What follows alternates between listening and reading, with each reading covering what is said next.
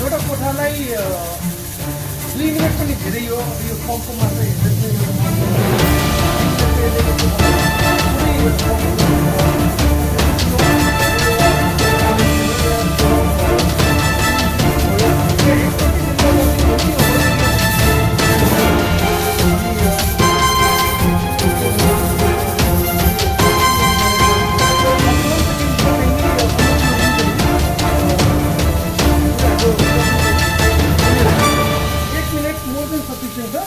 त्यसलाई हामीले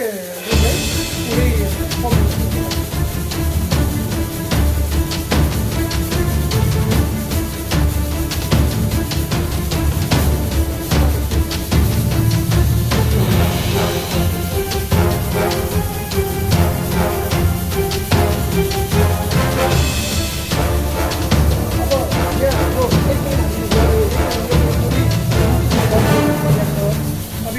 अब तकाउनु पऱ्यो कि